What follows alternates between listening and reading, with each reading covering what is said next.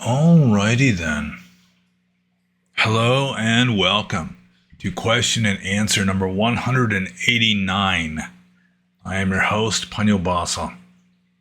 It is kind of amazing to me that like my first 8 or so Q&As, I was still a monk at the time. And here I am up to 189, which is not prime, but is in fact 3 times 3 times 3 times 7. And I got the Arabica coffee going. This is my first good cup of coffee today. See, I got this woman who cares about me. And so when she makes the coffee for me, she's putting stuff like collagen and like whey powder and stuff into my coffee that makes it not taste like coffee. But she has the best of intentions, I'm sure. And we do not have an extremely long Q&A today. I guess it's like finally I'm answering everybody's questions. So everyone's just satisfied, I guess. And this is kind of a philosophical sort of video. These Q&As, Q's and A's, these Q&A videos tend to be somewhat philosophical, and I've just been struck by this philosophical situation that happened to me today when somebody brought up the question, does a drinking straw have 1 hole or 2 holes? And I asked this question on the Discord server that is associated with all this, and someone said they learned in school that a straw has only 1 hole, which then leads to the problematic, result that our mouth and our butthole are the same hole, which is kind of thrown me for a loop, if you will. But I guess we should just get into this. I don't think this is going to be an extremely long one. It's starting to be summery outside and stuff. People are out there sniffing flowers and shit. So, first question is from Xenothoid. And Xenothoid says, what are your thoughts on the philosopher Martin Heidegger? Here's an old video of him talking with a Buddhist monk if you're interested.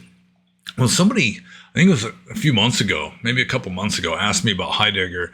And my answer at the time was, all I knew about Heidegger at the time was that he was considered to be an existentialist, or at least existentialism adjacent. He influenced existentialist philosophy anyhow.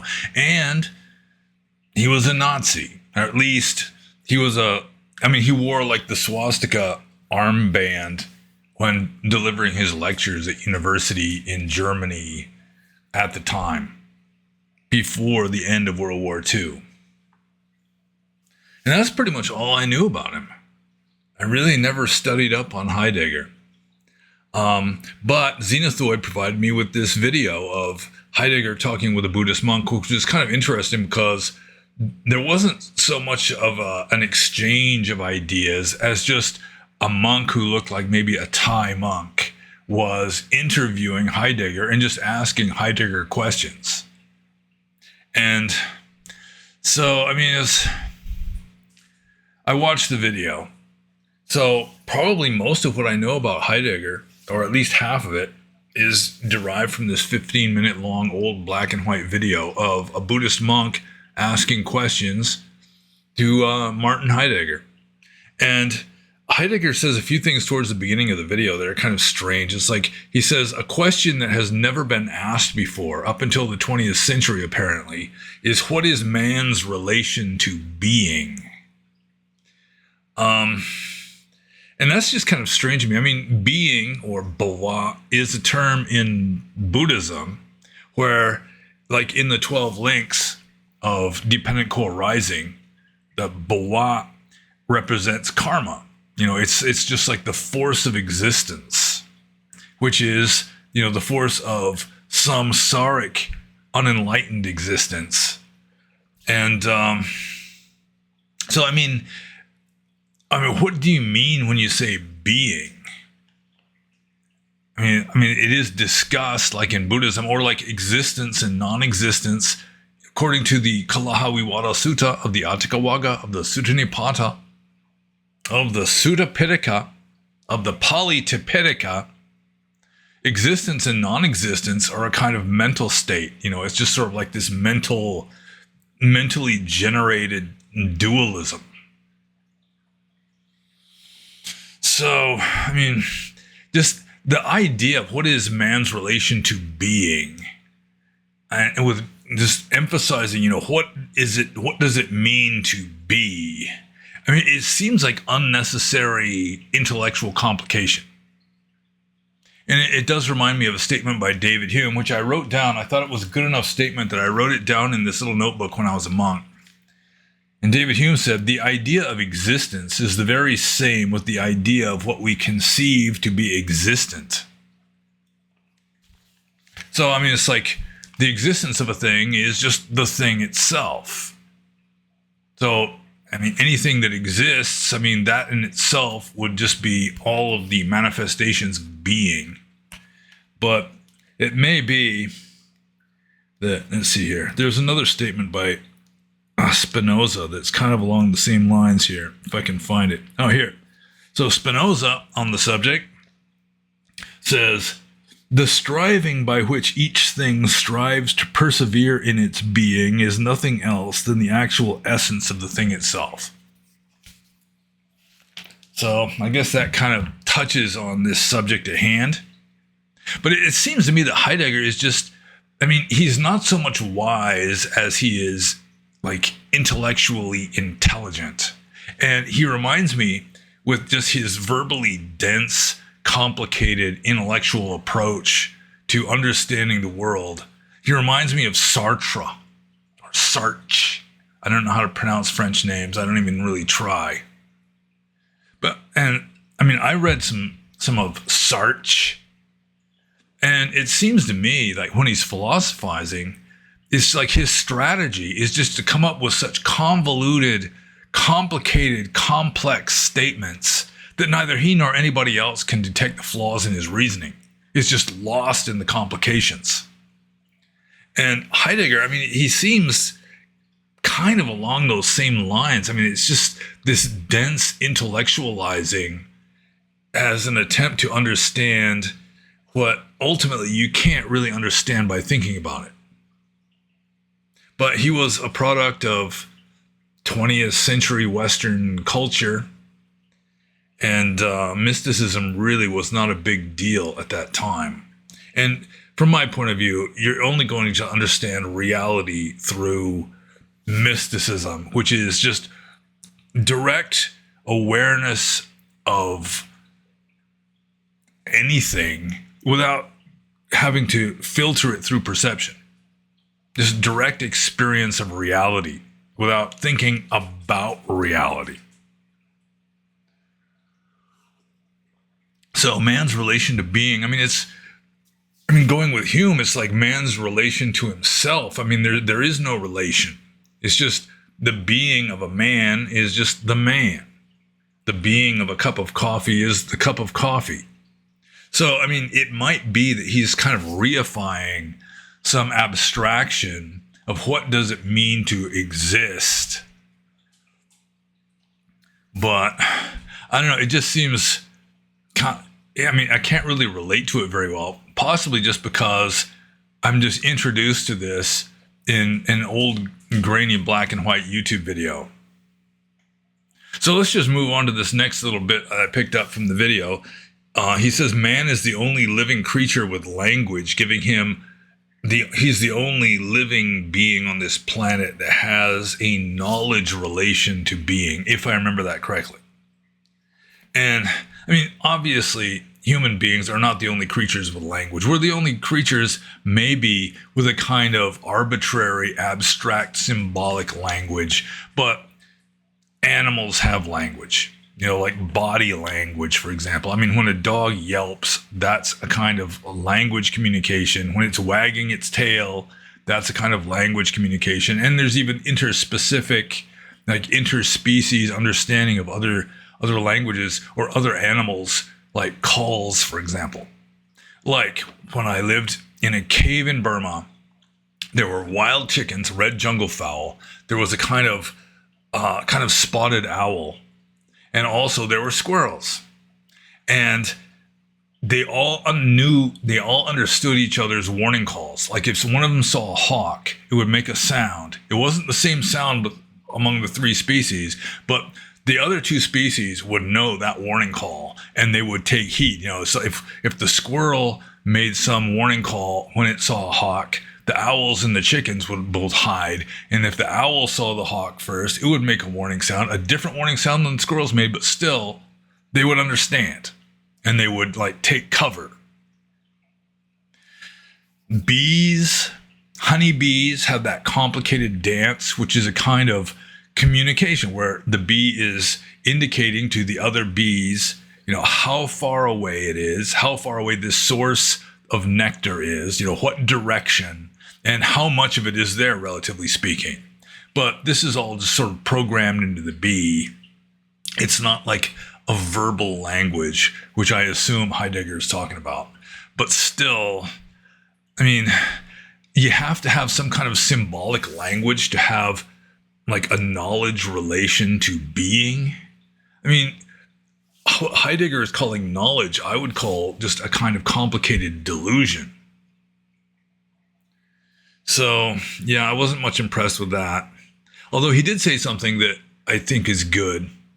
Not that it was the only thing he said that I think is good, but something noteworthy, something worthy of remarking on, that he defined religion as a reaction to powers and laws which exceed human capacity.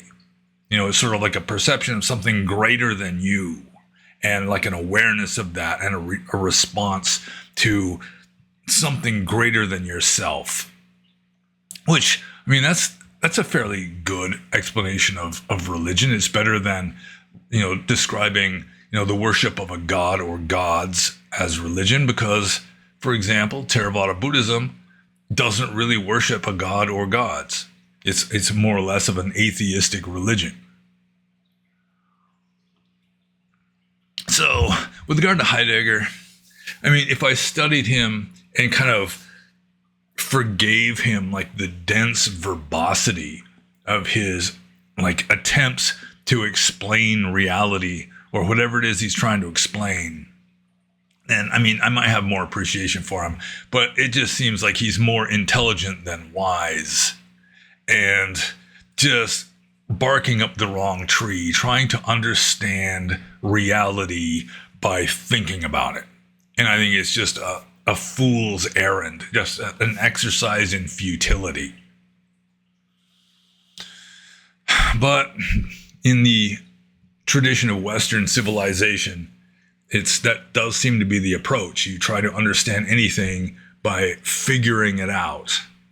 And I do not think the absolute, the capital A absolute of ultimate reality can be figured out. The best you can do with the intellect is something along the lines of Nagarjuna, or maybe even Gautama Buddha, like in the archaic suttas, where you're using logic to just attack itself. You try to understand the limitations of your own like reasoning capacity, and then just kind of set it aside. Or like in Zen, you try to solve a riddle that has no solution until your mind just comes to a screeching halt. It just stops, and then suddenly illumination can happen. But using intellectuality positively, not negatively to attack itself, but positively as a way of like trying to understand ultimate reality, I do think that is just an absolute, it's an exercise in utter futility. And like the famous eccentric intellectual, more or less existentialist English monk Jnanavira used to say, existentialism, it either leads to like nihilistic despair or it just goes off the tracks into mysticism, because existentialism was kind of a philosophical dead end. Jnanavira was trying to take existentialism and like reform it somehow so that, it could keep going and lead you to enlightenment. He was heavily influenced by existentialism. Although he didn't talk about Heidegger much, which is one reason why I don't know that much about Heidegger. He talked a lot more about Kierkegaard, who was sort of a proto-existentialist.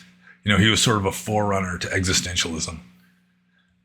He had no use for Karl Jaspers because Karl Jaspers went off the tracks into mysticism.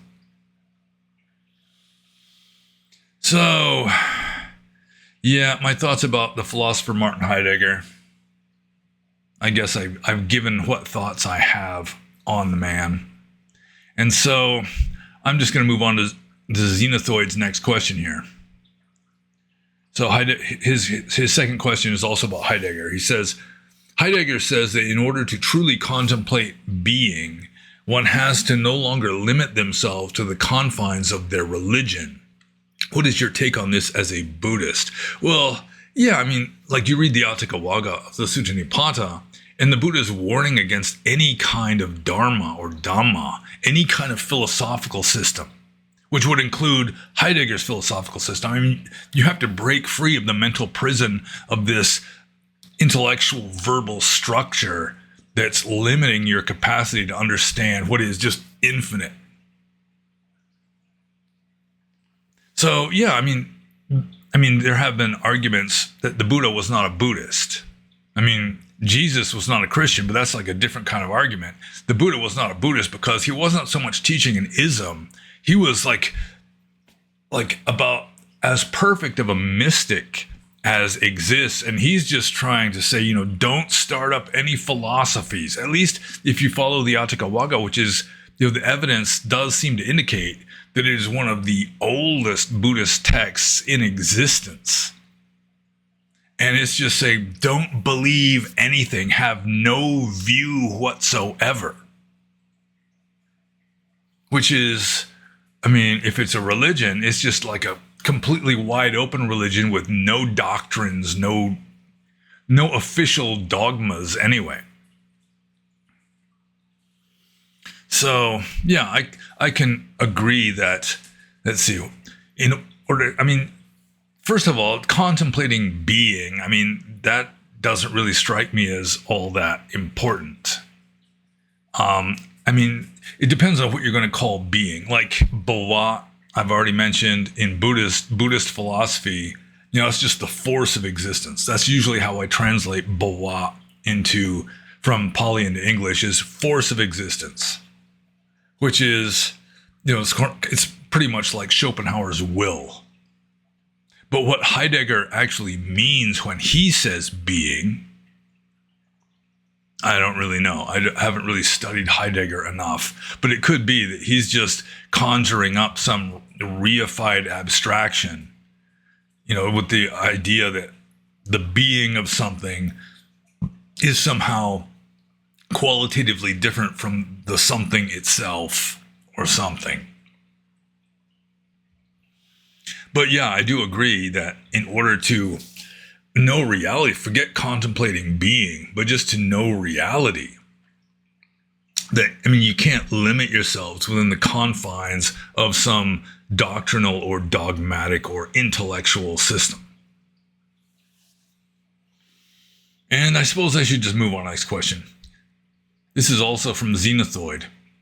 And Xenothoid says, what is the significance of the number 84,000 in Buddhism? I also see the number 80,000 come up a decent amount, but not as much as 84,000. And with regard to 84,000, is it like the 84,000 families of worms? I think that could be mentioned in Buddhism, but I think the main mention that you're going to find of the number 84,000 in the texts is not with regard to Buddhism itself, but with regard to a kind of rival philosophical system or rival spiritual system in ancient India in the Buddhist time, which was the Ajivaka system, which in the Buddhist time was more popular than Buddhism was. And the Ajivakas, if I remember correctly, believed, they were strict determinists. They did not believe in anything resembling free will. And they believed that, every being goes through a sequence of 84,000 lives. And then when you get to the end, you're like an ajivaka adept in your last life. And then you don't get reborn anymore after that. And so I would assume that it's not really a Buddhist thing. It's like an ancient Indian thing. Not even necessarily an ajivaka thing. It was just considered to be some kind of like an ancient North Indian, more or less Vedic culture. 84,000 was just kind of a stereotypical big number. So I don't think there's any numerological significance just within the scope of Buddhist philosophy. I think it was just an Indian traditional cultural kind of a thing where 84,000 was just singled out as some big number. So that's what, 7 times 12,000. I mean, there could be some like numerology involved, but it's not really a Buddhist thing in and of itself. It's just like an ancient Indian cultural thing.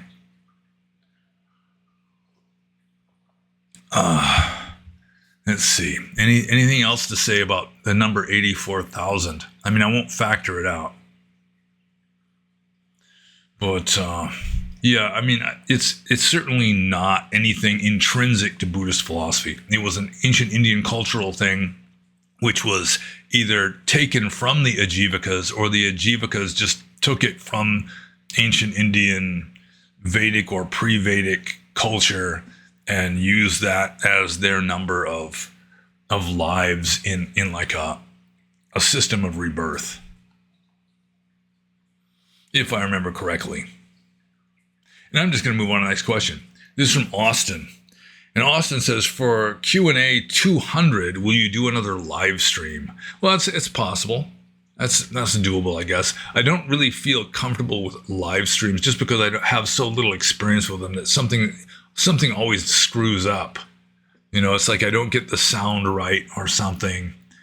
But yeah, I suppose it's doable. I mean, my woman has pestered me a little bit about just doing Q&A or doing live streams for my Q&A videos instead of doing these pre-recorded ones.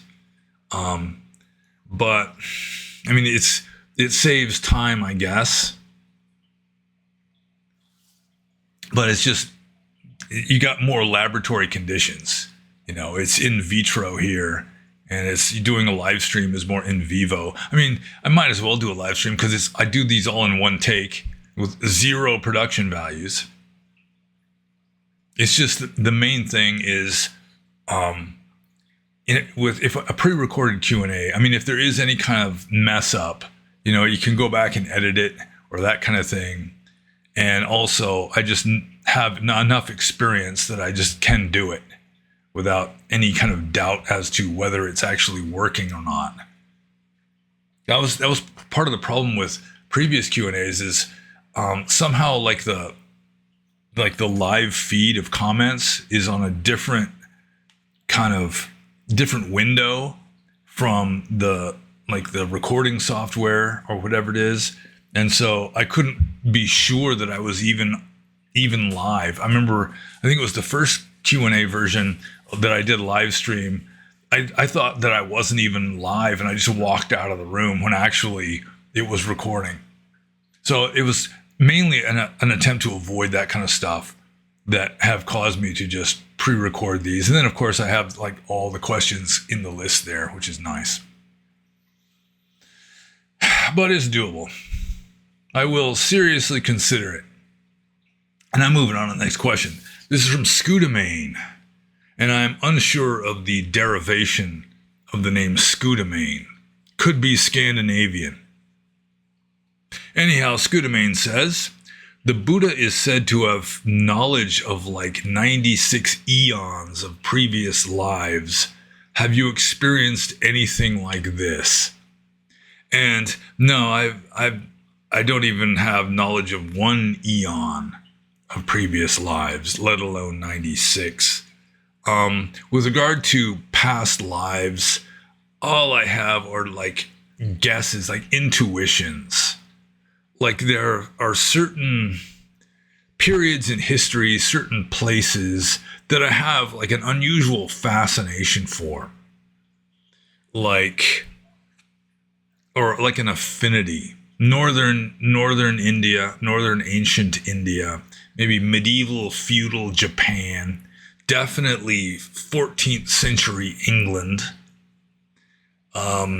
like maybe late Roman Republic around the area of Naples. And there's just sort of like this intuitive like interest in this kind of thing that otherwise, I mean, you can't really explain it easily through genetics and past experience. So, I mean, I do have sort of guesses about past lives. The texts say you really shouldn't be worrying about this kind of stuff anyway. But that's about it. It's just sort of like intuitive guesses. But I do think it is very possible, assuming that past lives even happen, or did happen in the past.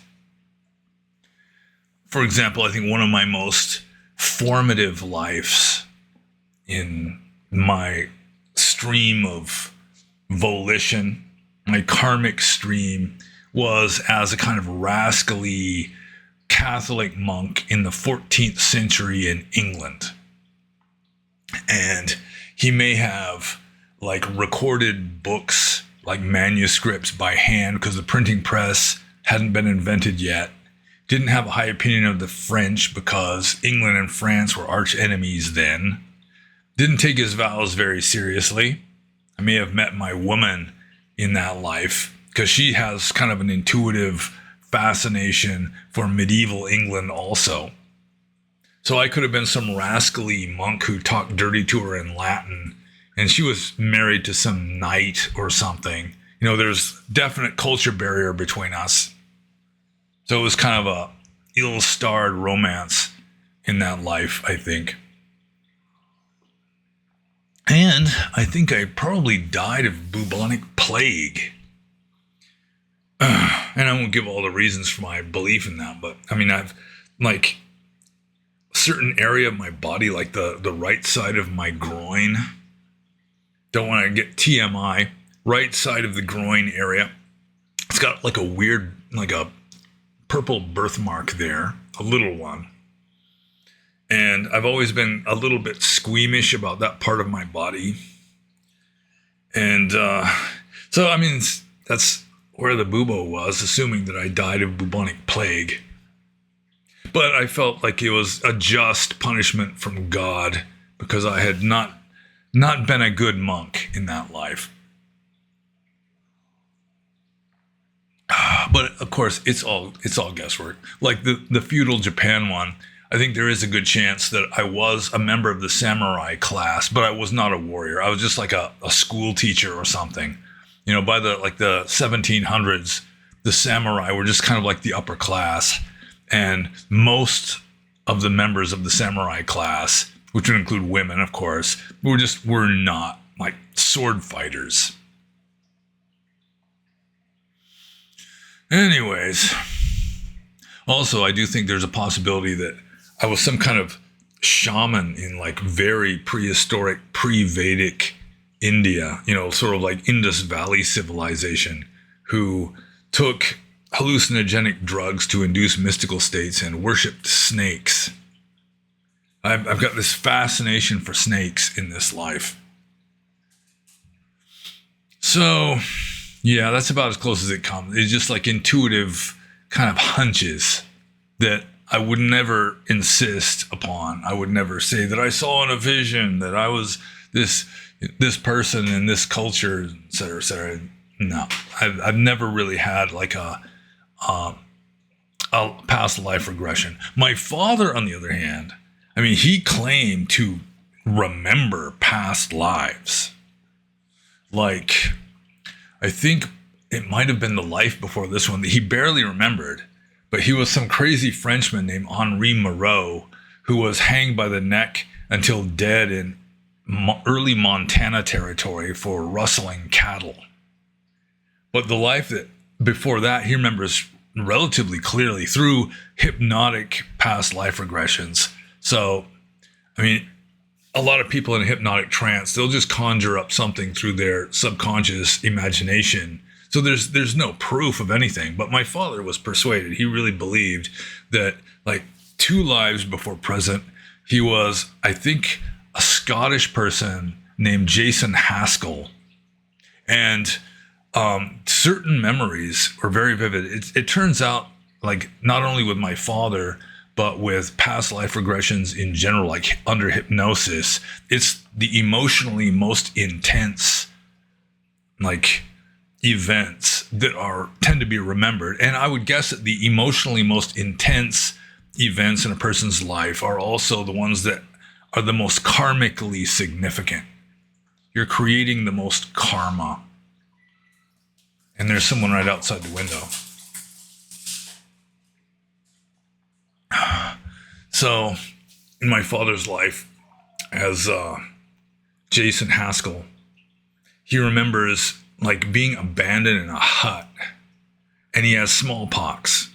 And it's like everyone just abandoned him because they were terrified of getting smallpox, which is kind of understandable. And he's just lying there raging and vowing revenge on these people that abandoned him.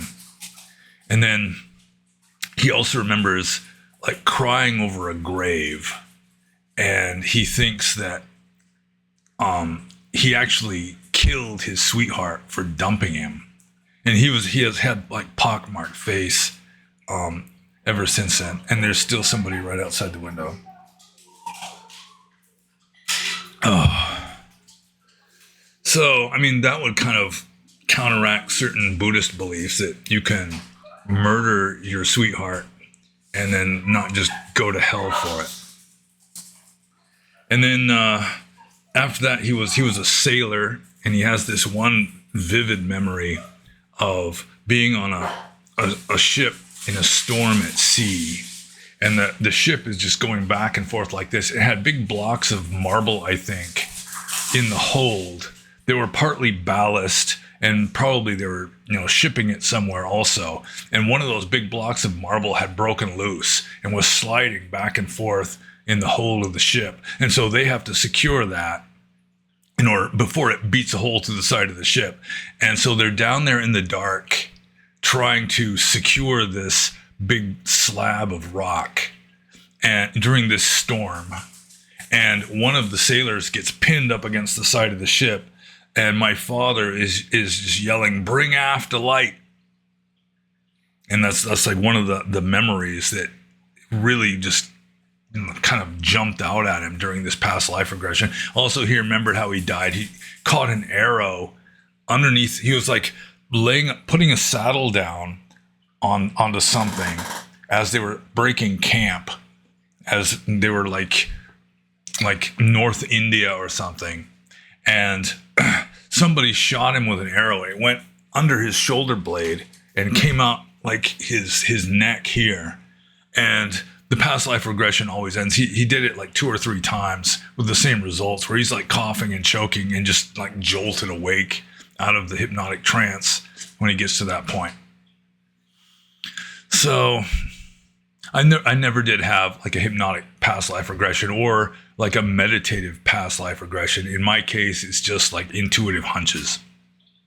Just assuming that past lives really do happen or did happen because they're in the past.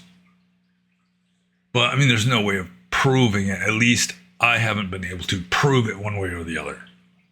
Some of the best empirical evidence would be in the books of Dr. Ian Stevenson, who's actually trying to more or less scientifically state the case with real evidence for rebirth, which he mainly did through small children who would recall past lives, and then he could question them, see what kind of information they have with regard to the life of this other person that they couldn't possibly have, and then go and like try and verify that. He wrote several books along those lines, which are worth looking into if you're interested in the subject. But I should just move on to Scudamane's next question. And I've already kind of touched on this one. It's kind of a follow-up on the past life regression thing. He said, how would you know if you did and it wasn't just a fantasy or daydream? Well, I mean, if you're an enlightened being, if you're Gautama Buddha and you're remembering past lives, that's one thing. I'm not going to second guess the mental states of a Sambuddha. But with regard to someone who is in a meditative state and has a past life regression, which does happen, especially at places like Doya in southern Burma, or you're hypnotized and you have a past life regression, or for whatever reason you have a past life regression, there's no guarantee at all. I mean, there's some ways that you can verify it. Like, I've told this story before. My father was a hypnotist. And there was he had some friends who had a big farm near our house, just down the road a ways. And they would take in troubled teenagers, just, get them out of town, get them away from, bad environment, take them out onto this farm with cows and sunshine and fresh air and just kind of let them detox, kind of settle down, this kind of thing. So they were good people, trying to help people. But anyways, they had this 14-year-old girl there who, at first she was doing okay, and then all of a sudden, she just stopped caring about her appearance, stopped caring about school, just would not talk to anybody. She just started going downhill. So they asked my father, would he be willing to hypnotize her to try to help her with whatever is troubling her? So my father was willing, but he said she's going to have to bring a friend of hers that she trusts as a kind of chaperone, just like, hypnotist's etiquette. You don't want to be hypnotizing a teenage girl with no witnesses or anything. So the girl and a friend of hers came to my father's house, and he started hypnotizing the girl.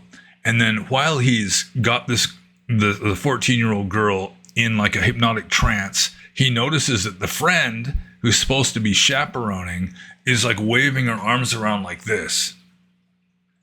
And so he kind of asks the other girl, what are you doing? And the girl says, I'm swimming. And he says, why are you swimming? And she said, my ship has been torpedoed by the Japanese. And then he says, well, where are you? And she says, the South Pacific. And it turned out she said that her name was Mark. Oh, what is it? I can't remember the last name. It was Mark something. And my father was fascinated by this. He wanted to follow up. He wanted to get the sailor's serial number and the name of the ship and all this. But he's not trying to help this girl. He's trying to help the other girl. So he kind of sets that aside and then tells the girl, the first girl that he was trying to hypnotize, it's like sometimes if you have a problem, it's best to, tell somebody about it. Tell somebody that you trust. As he just kind of planted that suggestion into her mind that it might be best to talk about this with somebody. And then they came out of the trance, brought them both out, and then they just went for a walk out in the back field. And the girl confided with him that she was pregnant, and she was with two boys within the same short period of time. She didn't even know which one was the father. But my father wanted to get back to that girl. It was Mark. Oh, it's the last name of a famous trumpet player, I think. Anyways, she hypnotizes that second girl again later on a different occasion. And she had no interest at all in Mark, what's his name, being an American sailor who drowned in the South Pacific when the ship was torpedoed. Instead, there was a calf, that a cow had given birth to a calf on the farm, and they couldn't find the calf. So she was just like single-mindedly intent on locating that calf while she was in the hypnotic trance. And she found the calf. The calf somehow was in a clump of blackberry bushes outside the fence.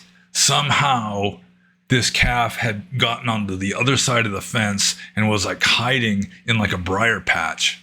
So she located the calf, but this Mark, it bugs me that I can't remember the name. My father was never really able to follow up on that. But that's one way of doing it, is if you can get enough information on a past life that you might be able to do some verifying. You know, it could just be, there's a good chance, if you're some peasant in like the New Kingdom of Egypt in the Bronze Age or something, then there's a good chance you're not going to have any kind of like records or anything, but at least you might be able to get some of the details correct. You know, what's the name of the pharaoh, this kind of stuff.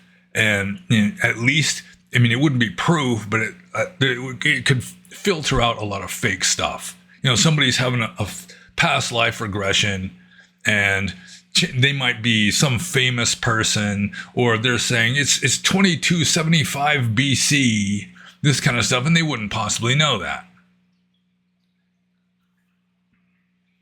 But you can sort of do a little bit of, investigating if you can get enough information on the subject, just to see if your memory is at least like historically correct within the details of the period, that kind of thing. But as a general, you can't really be sure. You can't be sure about anything. You can't be sure that you're even seeing the stuff in front of you right now. For real. And I'm just going to move on to the next question. This is from Maximin. Because we don't have a whole lot of questions, I can just digress all over the freaking place. And Maximin says, wouldn't following Vinaya as a Dhutanga monk in the West be closer to actual renunciation, given that our culture is not at all in harmony with the instructions of the Buddha? Yeah. For those of you who are kind of rookies in the Buddhism thing, a Dhutanga monk is a monk who takes upon himself one or more of the 13 optional ascetic practices allowable to monks.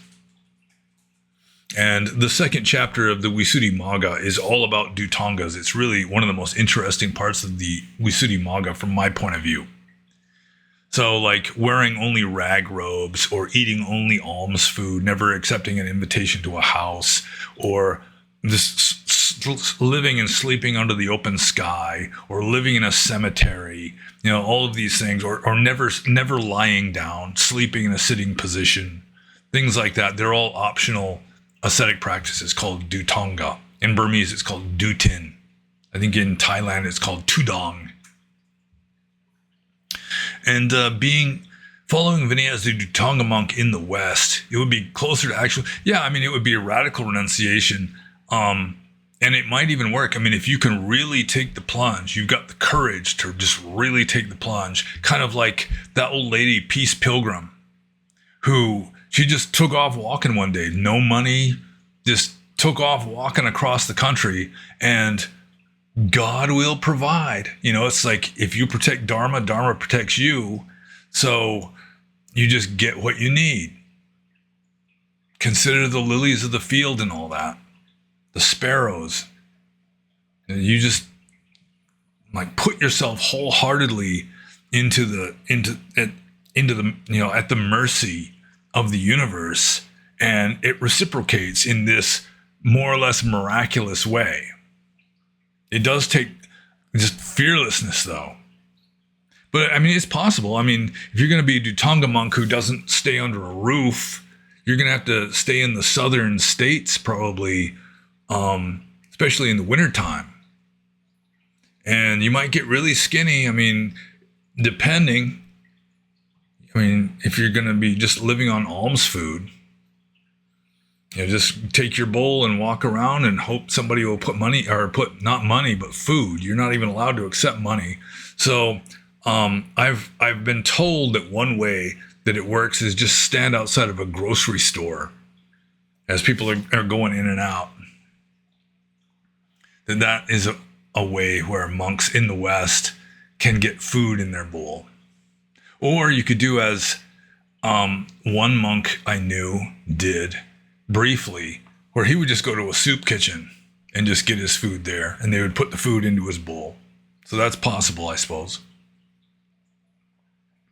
But yeah, it would be closer to actual renunciation. It wouldn't be the kind of renunciation that the Buddha had in mind, because when the Buddha devised Vinaya and just the monk's life. It was largely based on the life, the lifestyle of other ascetics in ancient North India. It was just sort of a cultural thing. So, there was like cultural support for that. And so it wouldn't even be as radical of a renunciation in ancient India as it would be in the West, I think. It depends on the circumstances, I suppose. But I guess I answered that question. And I'm just going to move on to the next question, which is from Faustian.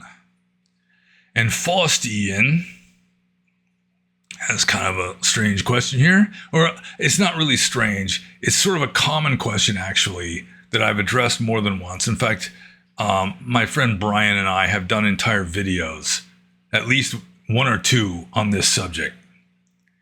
And speaking of Brian, we did some videos recently, and I really can't put them up on YouTube just because Brian has been kicked off of YouTube. And so any video I do with him can be removed just because YouTube decides to remove it, which might be messing with the algorithm or something. I don't know. I mean, I don't get literally punished for it. I don't get strikes against me or anything, but somebody just does not like Brian. Completely harmless guy, but they just do not like him. And so I really am. If you want to see my videos with Brian, you're best off going to BitChute or Rumble, especially BitChute, because I've been on BitChute and uploading stuff onto BitChute longer than I've been uploading stuff onto any other platform, really. So, Faustian says, can you please riff a little more on the vegan question for us, pannobhasa? I fully appreciate a beggar cannot be picky with the alms they receive, but all the sophistry about it being okay for a householder to eat meat but not kill and prepare meat seems hypocritical. I anticipate you'll say it's all about the state of mind, LOL. When I'm looking back at history's great minds, there is a he's got very in capital letters, very strong linkage to vegetarianism. And I don't think it's too much to say that full veganism only really became viable within the past century, when lots of things were fortified and protein is available in various forms. The moral vegetarians of the past and moral vegans of today are motivated in a similar way. You talked in another video about the appeal cats and dogs have for you, but there's so much misery that goes to creating the food they typically eat. I do not preference a cat over a pig's life, for example. By the way, I'm not a woke lefty, and the association with the blue hair crew is distressing to vegans such as myself. Well, first of all, I'd point out he's talking about sophistry about eating meat being okay for a householder. Well, I mean, the Buddha allowed it. Jesus of Nazareth allowed it. I mean, that's like two of the spiritual giants of world culture both ate meat and did not forbid the eating of meat, not only for their more advanced disciples, but for anybody. At least that's what the evidence indicates. So, I mean, Faustian here seems to be insinuating that the Buddha was indulging in sophistry by not forbidding the eating of meat. And this is a kind of Western arrogance where you can call it arrogance, or you can just call it being culture bound, where people in the West nowadays just assume ethics is Western utilitarian ethics, which pretty much arose with Jeremy Bentham in the 19th century in England. Utilitarian ethics, that's what the ethical system is, just ethics in Western civilization, modern and presumably postmodern Western civilization. Utilitarian ethics, that's the only valid kind of ethics that can exist. Buddhist ethics, Christian ethics, no. Utilitarian Western modern ethics is the only true ethics. That apparently is like an unspoken assumption by Faustian here. But that's not the only kind of ethics. I mean, the Buddha wasn't going with those kind of ethics. The Buddha was going with subjective ethics. What you do is wholesome or unwholesome, not due to some indirect ramifications out there somewhere. I mean, if you want to go even farther with this utilitarian veganism stuff, you can say it's immoral to even to eat vegan vegetarian food if the farmers are wearing leather shoes. Animals are dying so those farmers can wear those leather shoes to raise the soybeans. Or, like pesticides, this kind of stuff. But Buddhist ethics are subjective. Period. I mean, the ramifications out there in a supposed external world are irrelevant. If you can do something with no unwholesome mental states, you have done nothing unwholesome. It just turns out that certain acts, like, for example, kicking puppies, I mean, it's extremely difficult to do that without some kind of negative mental states. Telling lies, stealing, literally killing. That generally is just a matter of human nature. That you can't do something like that without having like negative mental states, which creates bad karma. But apparently, eating meat is not one of those things. I mean, killing animals, yeah. And then you can say, well, you're promoting the killing of animals, but that is irrelevant to Buddhist ethics. That is a Western modern invention of utilitarian ethics. I mean, they're probably like precursors of that before Jeremy Bentham came along, but that's just not how Buddhist ethics works. And you can just adopt this extroverted, the phenomenal world is real kind of attitude, and whatever we do, even if it's just accidental, it inadvertently causes somebody harm, then it's bad. Well, I mean, you can adopt that point of view, but I mean, it's like shackles. I mean, if you're not even going to eat vegetarian or vegan food, if the farmers were wearing leather shoes, or if they were using insecticides, I mean, you might as well just like not exist. To exist is to cause suffering somehow, even if you're not trying to. So, you can say you just want to minimize the amount of suffering that you cause even indirectly through remote ramifications of your behavior, and that's your call. But to impose that upon everybody else and say that if they don't, it's sophistry, that's just arrogance and just narrow-mindedness. And partly it's just Western cultural conditioning. You just don't know any better. But you get to, and going back to two of the most famous spiritual sages of Western civilization. Well, Jesus definitely. The Buddha, he's kind of a modern import into Western civilization, but he was a spiritual giant. And according to the textual evidence, both of them ate meat. The Buddha died after eating some bad pork, although the Mahayana Buddhists didn't want to believe that the Buddha ate meat, and so they turned it into a mushroom. The original Pali of what he ate is Sukara Madhava. Sukara means pig, and Madhava means like tenderized or tender.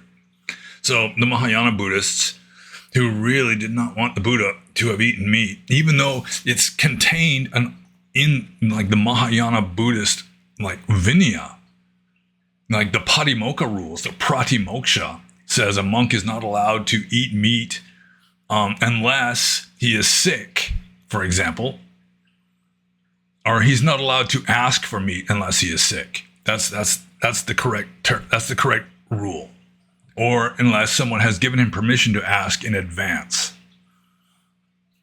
So it's allowable even in the Mahayana texts themselves for a monk to eat meat.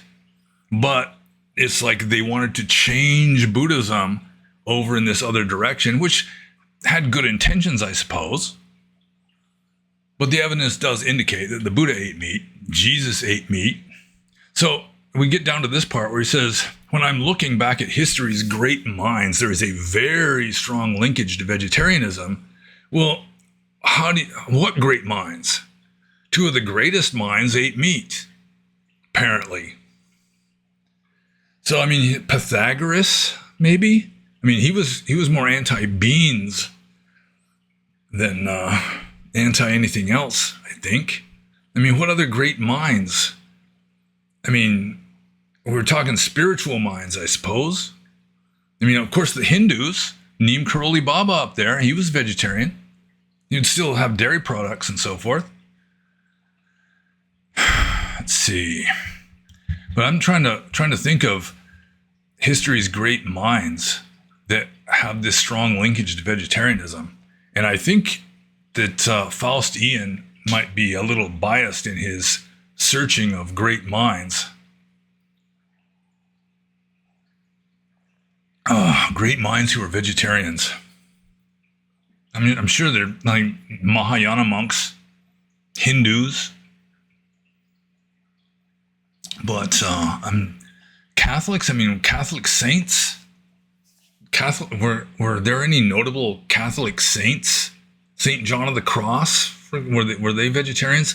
In their case, a lot of it was like a kind of fasting. It was like a spiritual penance more than a concern for animals, because of course the Bible says people have the right to kill animals, and the Old Testament's full of God commanding the killing of animals and the killing of humans occasionally.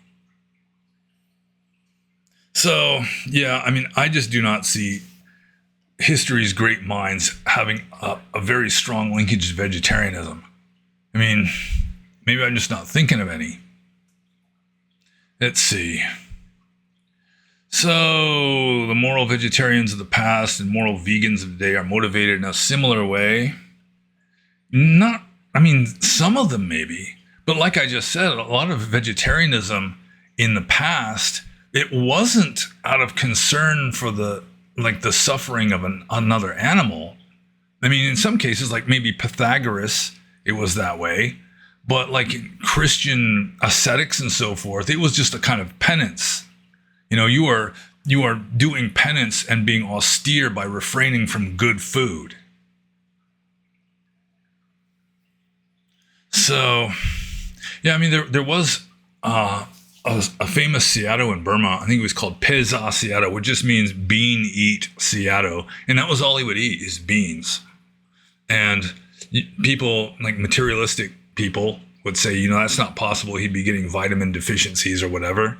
But apparently he managed it. I mean, I was thinking at the time, well, maybe there's little onions or something mixed in with it sometimes, which would give him at least vitamin C. But, I mean, some people don't even eat at all. I mean, I'm willing to accept the possibility, like Teresa Neumann, some Catholic nun, who the only food she would eat was like the ritual communion wafer. And those they're not very substantial. So anyways, this whole issue is Faust Ian just imposing Western utilitarian ethics on everybody, when it's not the only kind of ethics, and it's not necessarily the most correct kind of ethics, at least with regard to understanding right and wrong. And for him to imply like the Buddha himself was a sophist because he wasn't adopting modern utilitarian ethics, well, I mean, that's just silly. But I mean, if you've got yourself into a state where you cannot possibly eat meat without feeling guilt and remorse and other unwholesome mental states, then don't eat meat. But that doesn't mean that somebody else can't eat meat without the unwholesome mental states. I mean, some vegans, I would assume, that they've got unwholesome mental states with regard to eating their vegan stuff, even if it's just like pride or like self-satisfaction or just getting into the subtleties of the flavors, the spices and all this. I mean, even that is wallowing in sensuality, which is unskillful mental states. And of course, the farmer might have been wearing leather shoes and maybe used insecticides or other pesticides. Maybe they're even killing mice.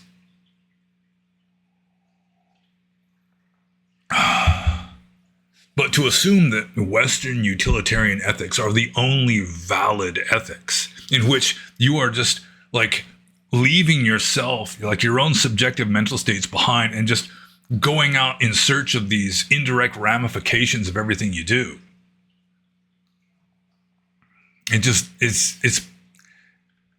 just like a samsaric trap from a Buddhist point of view. Anyways, I suppose I should just move on to the next question. And this is from Dr. Scary. And I should probably have like a little bell or something I ring. There's like a news radio show I listen to when I'm driving to work sometimes. When a new caller, the guy rings the bell for the new caller. So a new asker, a new questioner, maybe I should get a little bell and ring it. Because I don't think I've been asked anything by Dr. Scary, although some people do change their name. So there is that. So Dr. Scary says, at 2 hours, 2 minutes, and 6 seconds, I think they're referring to the previous Q&A, you say, Nibbana is reality, samsara is a delusional take. Is there textual support for this view? To me, this framing feels closer to a Hindu perspective. I tend to agree with Ajahn Thanissaro, who emphasizes that the Buddha wasn't trying to reach an ultimate reality, but rather to understand and bring about the end of suffering. Both formerly and now, it is only stress that I describe, and the cessation of stress using Ajahn Thanissaro's idiosyncratic rendering here of the Pali word dukkha. That's from the Anuradha Sutta. Yeah, it's in other suttas too. I think it's in the Alagad Upama Sutta also, and et cetera, et cetera. There's some stuff I can unpack here. First of all, Dr. Scary quotes me as saying, quote, Nibbana is reality, samsara is a delusional take, unquote, and then asks, is there textual support for this view? Well, some of the main textual support is, if you're unenlightened, you still have delusion.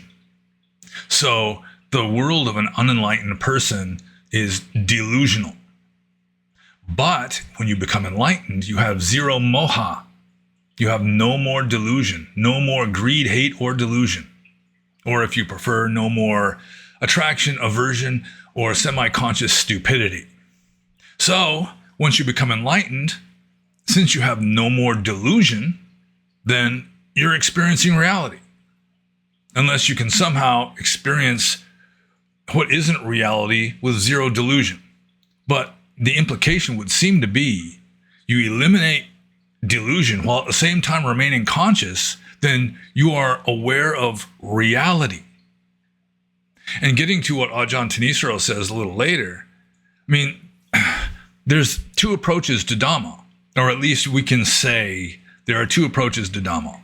One is the more heart-based, maybe a more feminine approach of ending suffering. Or you can have the more head-oriented, more masculine maybe approach of ending delusion. They're both the same enlightenment. They both lead to the same place. If you're striving for the end of dukkha or you're striving for the end of moha, they both land in the same place, which is fine. But it's like two different ways. If you're more heart-oriented, you want to end suffering, or you're more head-oriented, you want to end delusion. They're the same. And my father was kind of a macho guy. He was a bar brawler in his youth. He had literally killed people in the army and enemies, not like his own side. And he just had like this cavalier attitude towards pain. A little pain never hurt anybody. It's like a fear of suffering is I mean, to a certain kind of masculine point of view, it's like cowardice. You know, it's like the ancient mindset, you know, the classical like Greco-Roman mindset, and just like the northern Germanic and Celtic barbarians and so forth. It's like, I mean, you're not afraid of suffering. I mean, you don't like it necessarily, but it's not something that you should just like stop at all costs.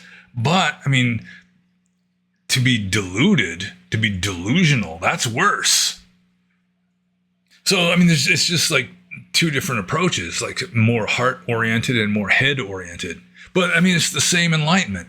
But either way, you end delusion, you're off the wheel. You're no longer stuck in samsara. I mean, it's like very simple logic. So, let's see, any other textual support? It's just seeing reality as it is what happens when you become enlightened. I mean, it says that in the texts. You see things as they are. Or just see reality as it is, because in my opinion, there is no more plurality in ultimate reality. So let's see here. Yeah, I do not consider Ajahn Thanisaro to be an infallible oracle. I'm sure he doesn't consider me to be one either, and so we're even Steven on that one. So yeah, I think I answered that one fairly straightforwardly. Sometimes I get a little insecure if I answer too quickly and easily, but I think that's fairly straightforward. I mean, you become enlightened, no more delusion. That's just part of enlightenment. In fact, you could call that a definition of enlightenment. So I'm just going to move on to Dr. Scary's next question. And Dr. Scary says, I've recently discovered the Pali word amata, which can be translated as immortality and more commonly as the deathless, which the Buddha frequently calls Nibbana. With that in mind, can we say that in his quest, the Buddha was seeking immortality? No, I don't think so. Because, I mean, the Buddha he lived within the context of the Shramana traditions of northern India. And from that point of view, immortality would just be like eternal damnation. That to exist is to suffer. First noble truth, to exist is to suffer, or to exist is to experience unease. Or going with Ajahn Thanisaro, to exist is to experience stress. To exist is stressful. So, I mean, if you're going to be immortal, then that's eternal stress. So I don't think the Buddha was seeking immortality. He was seeking a way off the wheel, and not really, I mean, before you get there, you don't know what it's going to be like. But I don't think he was seeking immortality. I think he was seeking just a way out of this world, or a way out of samsara, regardless of what it was going to be like on the other side, so to speak. So, I mean, the deathless, it's not immortality in that you live forever. Now, when the Buddha, I mean, when Nibbana is called the deathless, it's sort of like Dhamma being called akaliko, or timeless.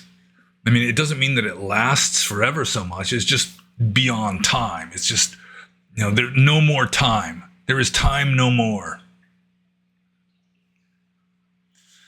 So, yeah, I really don't think the Buddha was seeking immortality, because from the context of North ancient Indian culture, that would have been tantamount to eternal damnation. It's like a Buddhist is trying to get out of immortality, to get out of this, you know, life after life after life, birth and death, birth and death, birth and death. I mean, you still stay alive after death in a way, but it wasn't like he was trying not to die anymore. It was just getting out of the whole samsaric system and just let the chips fall where they may. And I think I'm just going to move on to the next question. This is from Fred. And Fred says, considering there are so many failed monks, is it an endeavor worth embarking on? Being a monk seems to create a lot of baggage in itself. Chores don't stop, and commitment to chanting and rules, etc. continue.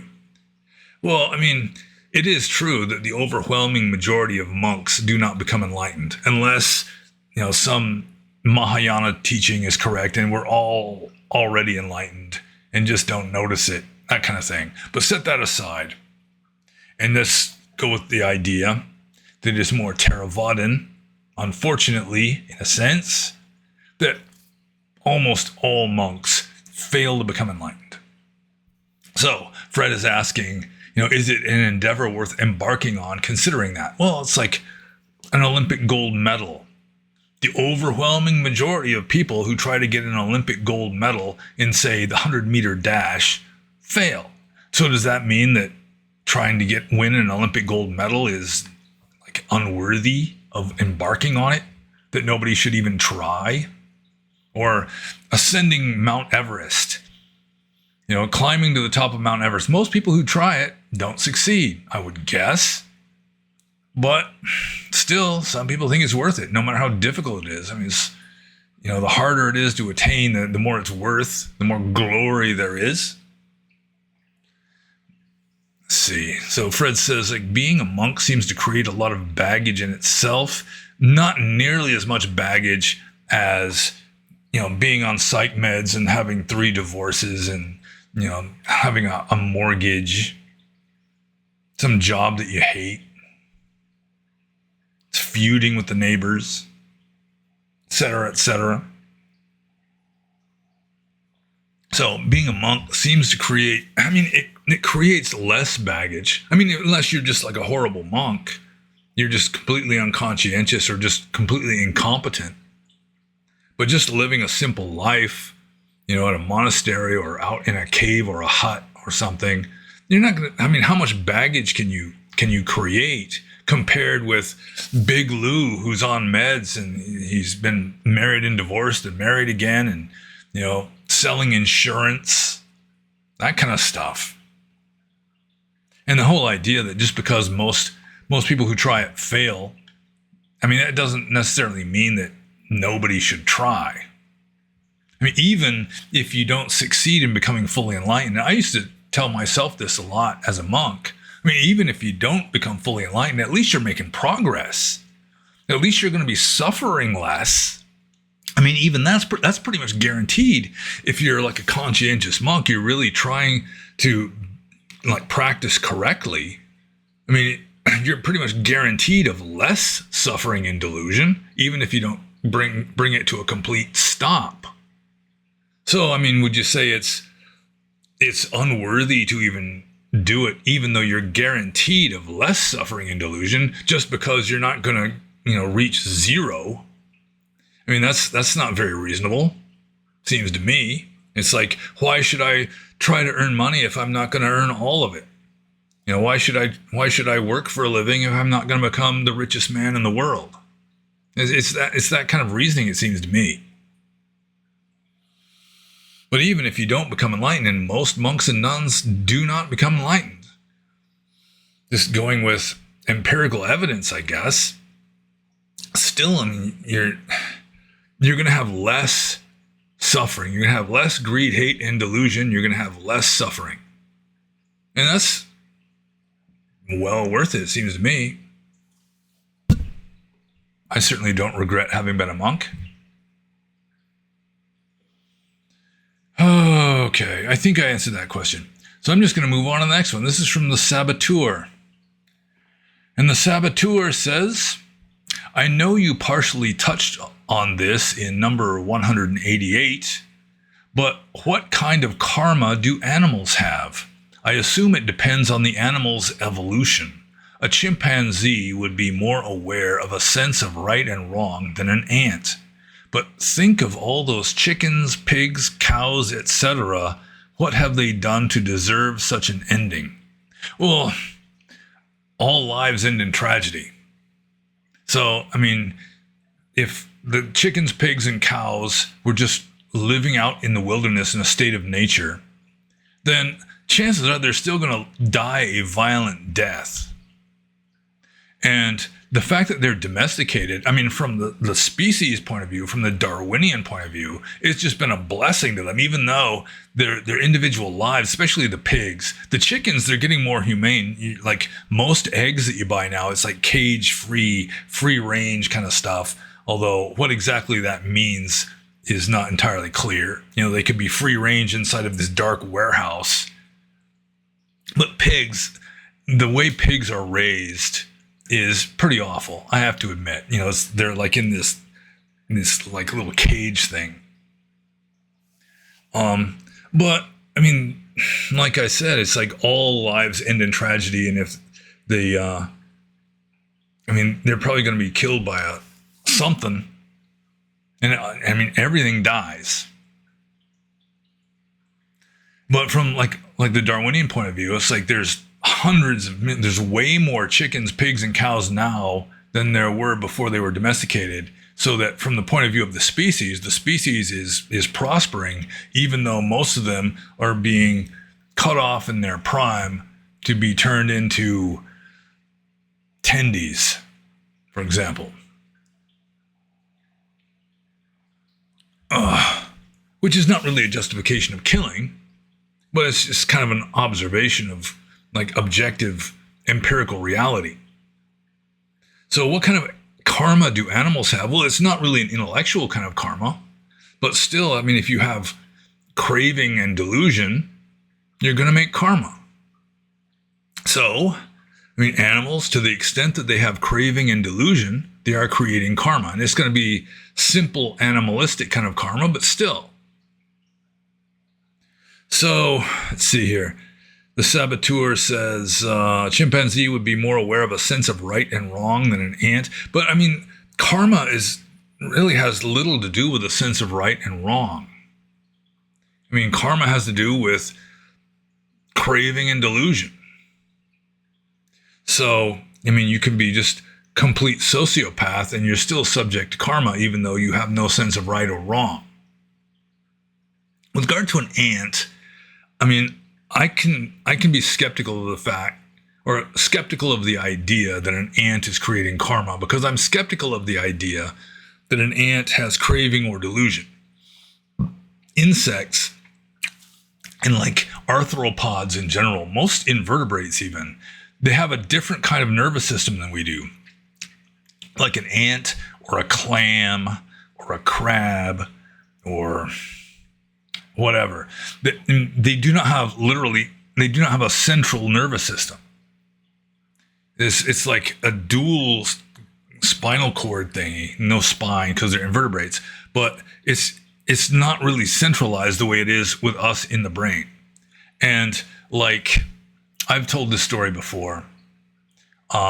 Back before I was a monk, I was a fisheries observer, foreign fisheries observer. I'd work on Japanese longline vessels sometimes. And I was the biologist, and any kind of crabs that came aboard, especially if they were like a commercial species of crab, like tanner crabs, which are called snow crabs at the restaurant, king crabs, that kind of thing. I'd have to do like viability on them, see if they're being killed by this fishing process, because the foreign fisheries aren't allowed to catch these commercially valuable species like crabs and halibut and salmon, that kind of stuff. That's for the American fishermen. So one of my jobs, one of my many duties, was to determine, you know, if they're going to survive being accidentally caught and thrown back overboard. And so I'd have this holding tank, and you know, you'd put there's like seawater in there, and you put the crabs in there until you're not busy with something else, and then you can like take a look at them, see if they're still alive, see how injured or damaged they are, you know, their likelihood of returning. Also, you know, the species, the sex, that kind of thing, the weight, whatever. And so anyways, some of these crabs, like a tanner crab, a snow crab, I mean, they'd have like 7 of their legs ripped off going through the machinery as they're being pulled on board. It's called a crucifier that they'd come through. And, you know, they'd have like 1 leg left on one side and 2 legs left on the other side. And you throw them into the holding tank, because I don't have time to deal with them yet. And if there's a piece of squid bait or something in there, they just immediately stop and start eating the squid bait. It's like they don't care all that much. So they just had most of their legs ripped off. It's like they're not experiencing pain the way like a vertebrate would experience pain. Like a mouse, I mean, you rip 3 of its legs off and you put a little peanut in front of it, it's not going to give a shit about that peanut. It's just going to go into convulsions and die. So an ant is just kind of like a, it's closely related to crabs. It's an arthropod. And I do have a certain skepticism with regard to whether they have a perceiving mind, whether they have like a visual image or any kind of mental image, that they could just be like little terminators. They're like little robots.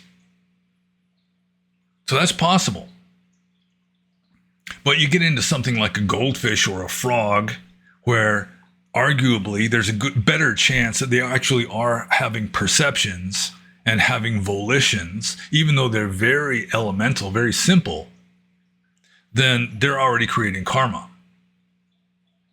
And it may be that even something like an insect, or, going with like Jain philosophy, even plants, they might have such a primordial kind of, not just consciousness, but like perception, like a delusion. Because, it's delusion that keeps you in samsara. That, maybe. But it does seem to be like a very different like order of magnitude between like an invertebrate or a plant than like a vertebrate. You're getting into, dogs and cats especially. Obviously there's somebody there. They're simple, they're like toddlers or something, but still, there's somebody there. They already have like a subjective life. They might not have reached the stage of self-awareness yet, but still they've got cravings and delusion and so forth. False perceptions. So what kind of karma do animals have? It'd be like simple. It'd be like the karma of a baby, a small child, pre-verbal. But karma isn't really verbal anyway. Karma is more emotional. It's more coming from your guts in a way than it is anything like cerebral. So, what have they done to deserve such an ending? Oh, at the end, I guess this is, he actually asked 3 questions. There's 3 question marks altogether. I gotta separate these. Okay, I haven't even asked the 3rd question. So this first question was actually 2 questions. So what kind of karma do animals have? It's just kind of a simple sort of karma. We can complicate it looking at them, but their subjective experience is going to be way simpler than us looking at them. Like a goldfish, our experience of the goldfish is way more complicated than the goldfish's experience of being a goldfish, in all likelihood. Of course, they've got a subjective experience that's beyond, we can't really know that unless you can read minds or something. But still, it's kind of like projection, anthropocentrism, that we're like projecting our perceptions onto a goldfish, for example, or onto a chicken or whatever, that their life is subjectively experienced very differently from our objective, like, observation of them. But they got simple karma. So I'm just going to move on to the saboteur's second question. Let's see, which I've already quoted it at least once. Let's see, what have they done to deserve such an ending? And he's referring to chickens, pigs, cows, etc., like in particular. What have they done to deserve such an ending? Well, partly they're living in a crude level of perception, a crude level of consciousness, so to speak. And karma, I've mentioned this before. It's sort of like let's see, how do I put it exactly? In a way, it's sort of like driving a car. If you're not very good at driving a car, you're going to get in accidents. But if the better you are at driving a car, navigating the vehicle, the less likely less likely it is that you're going to get into accidents. Or it's like you've got like a troubled mind, even though, you're not going out and doing horrible things.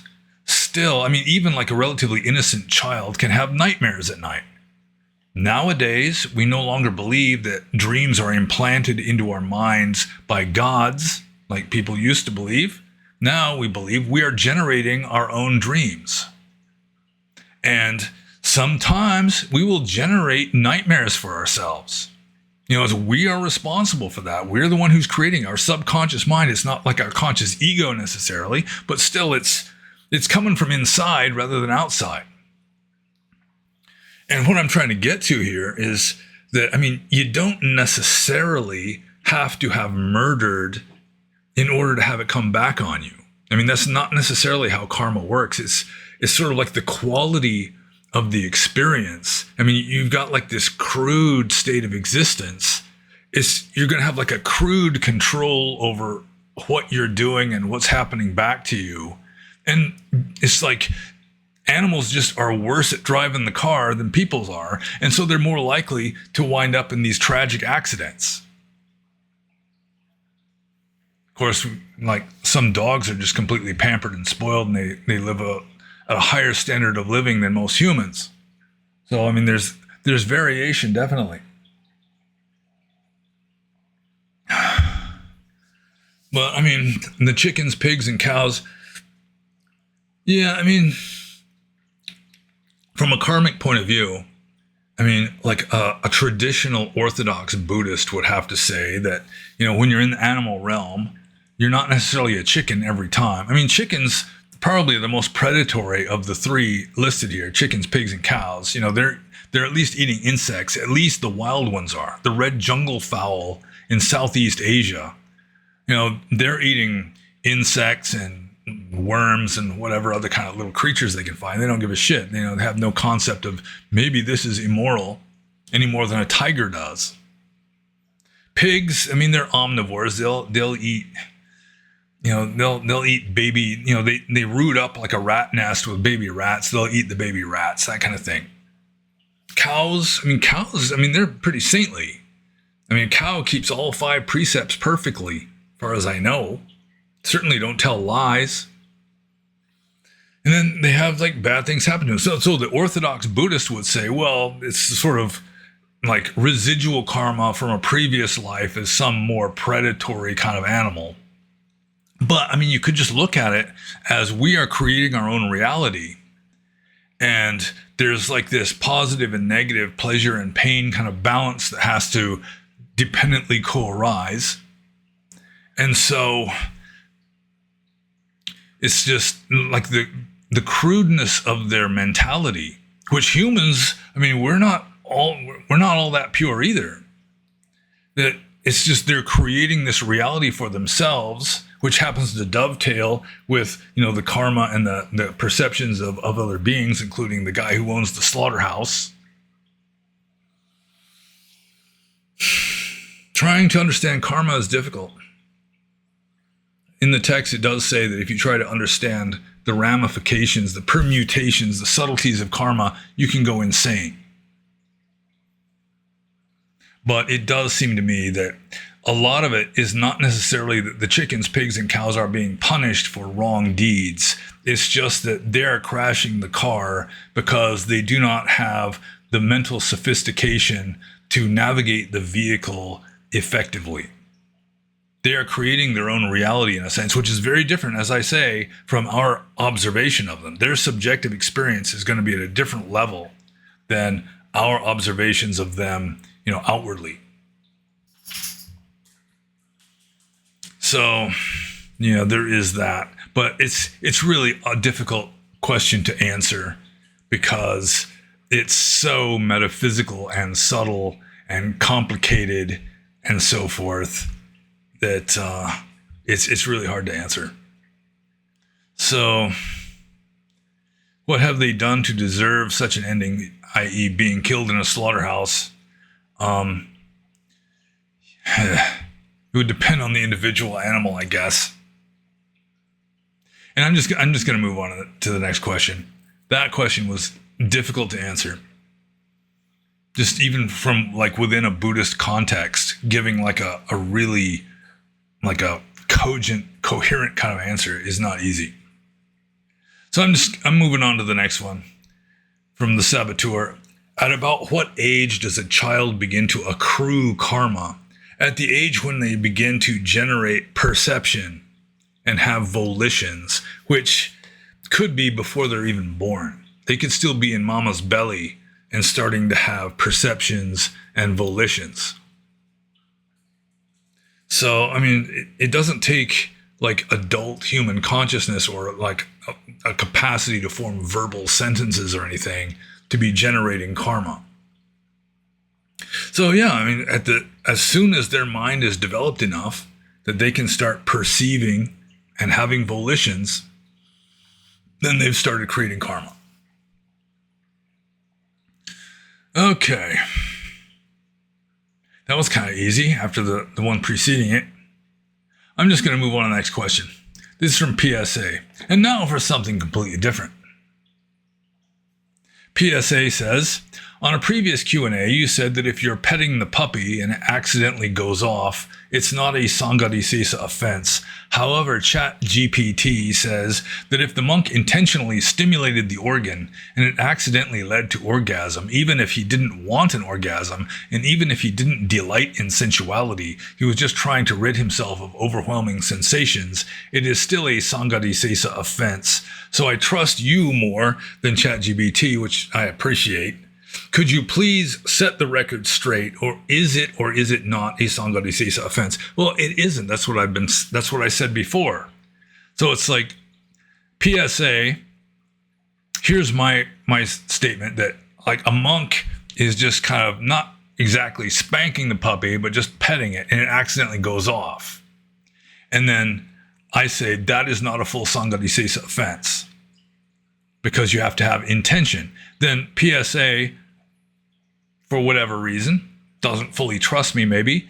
He goes to ChatGPT, an AI, asks ChatGPT, and ChatGPT disagrees with me, saying that it's a Sanghadisesa offense even if you have no intention to have an orgasm. And ChatGPT is wrong. I mean, this is something that I studied very carefully as a monk, because sometimes you have to know for sure, did you commit a Sanghadisesa offense or not? And I mean, I can give a little bit of a lesson in rules of monastic discipline here. There are two kinds of rules of monastic discipline. There's achitaka and sachitaka. Achitaka means without intention. Sachitaka means with intention. So there are some rules that you can break them even if you do it accidentally. You know, you could be clueless that you're breaking a rule. You can be clueless that you're doing what is against the rules, and it's still against rules, like drinking alcohol, for example. If a monk drinks alcohol, even by accident, you know, he doesn't even know that it's alcoholic. Somebody gives him some medicine, or he gets some fruit juice that has started to ferment in the tropical heat in Southeast Asia. He takes a sip of it, and it tastes like wine, or there's obviously alcohol in it. He's broken a pachitya offense, even though it was done completely innocently. Other rules are sachitaka, which means you have to do it deliberately, like killing an animal, for example. If you accidentally step on an ant, you're not even aware that you stepped on it, you haven't broken a rule. But if you stomp on that ant on purpose, then you've broken the rule. That's sachitaka. And deliberately having an orgasm is sachitaka. You have to, there's a term in Pali, abhivitaredova, which is in the text. It's like in the Sutta Vibhanga, which is the old commentary to the Patimokkha rules that is so old that it also has become canonical. It's just like incorporated right into the Pali text. Abhivitaredova means having made up your mind. You have decided once and for all you're going to do this thing. And in order to commit the Sanghadisesa offense of deliberately causing yourself to have an orgasm, you have to have made up your mind that you are going to have that orgasm. And then you have to succeed in having it. If you have made up your mind to have that orgasm, and then somebody suddenly walks in and you stop, then you still have broken a rule. It's not Sanghadisesa because you didn't really emit the precious bodily fluids, but still you had the intention and you did start making effort. So that is a lesser rule that you have broken. But you have to have the intention in order to have broken the rule. And that's one reason why if you have like a nocturnal emission in your sleep, then even it could just be like triple X rated dream that you had, but still that you haven't really like broken the rule, which is good, because a young, healthy, red-blooded monk, I mean, in my case, when I was young, up until my 40s, I'd be having like a pornographic dream about every 2 weeks, which would regulate the hormone levels. You know, the hormone levels get up into the red zone. You need pressure release. And if you're not going to do it like while you're awake, it just happens in your sleep. At least in my case, it did. So, yeah, I mean, that is one of the requisites of breaking the Sanghadisesa rule. ChatGPT is no authority on rules of ancient Indian Buddhist monastic discipline. That you have to have deliberate intention to emit the precious bodily fluids in order for you to break the rule. I mean, you could even be sort of kind of iffy on the subject. You know, it's like, do I or do I not?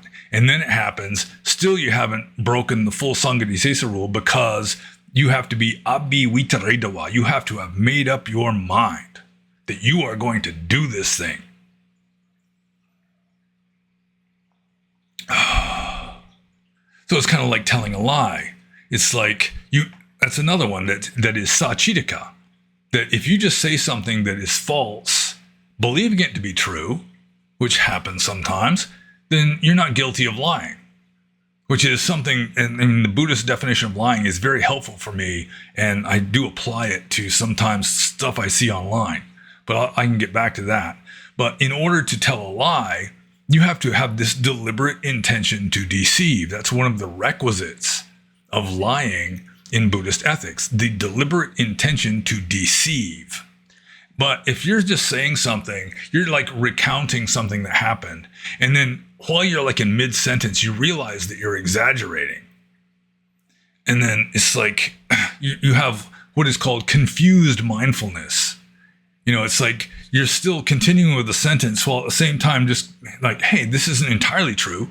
Then still you're not guilty of lying. I mean, you have to like have made up your mind you're going to deceive somebody. But getting back to the stuff I see online sometimes, it's like so many people will just accuse somebody of lying or accuse a statement of being a lie simply because they consider it to be untrue, regardless of the motives of the person who says it. In most cases, the person might actually, well, in many cases, the person actually believes that what they're saying is true. So you could say that it's a lie at some point along, but you can't really call the person a liar. Because there has to be a deliberate intention to deceive. Maybe they were deceived by some other liar, but they themselves would not be a liar so long as they consider it to be true when they're saying it, no matter how wrong it might be. But yeah, ChatGPT is not a reliable source of information on the subtleties of ancient Buddhist monastic discipline. And I'm just going to move on to the next question. This is from PSA. History question.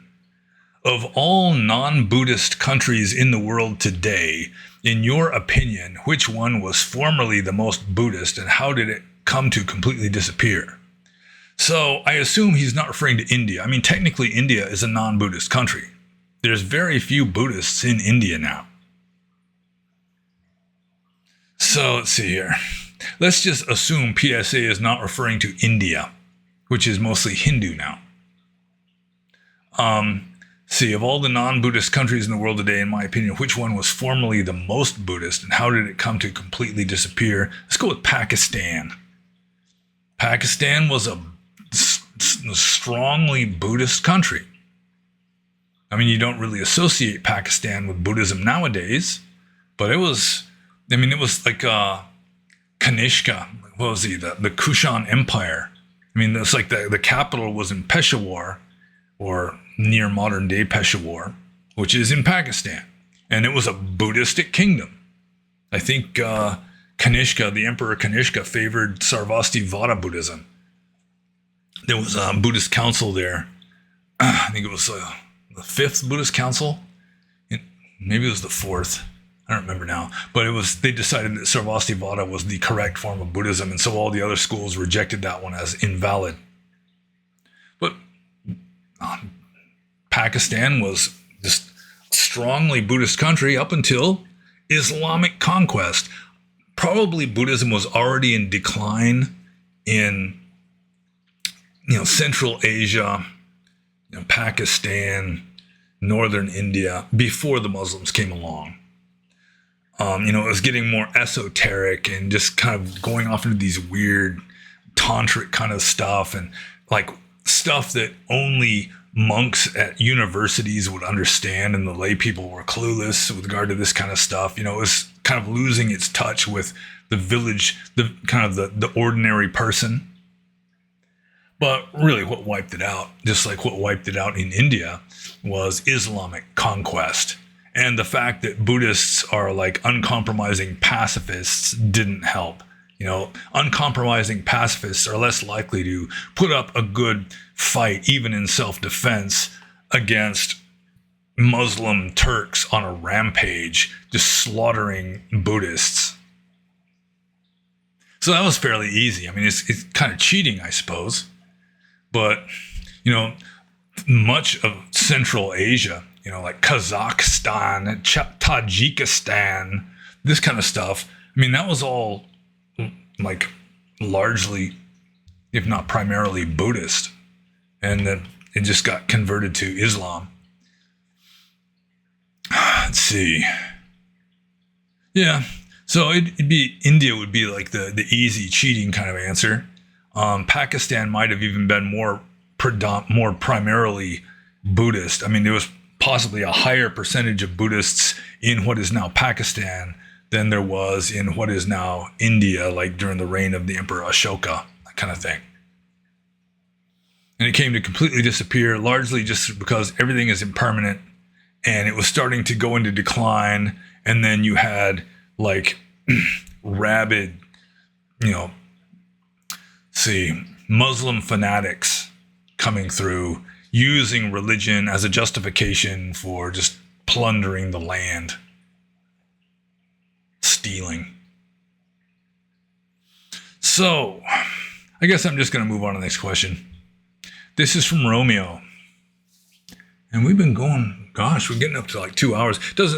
It's sort of like these Q&As are like a shoulder bag, where whether you have a big one or a little one, it's going to get full anyway.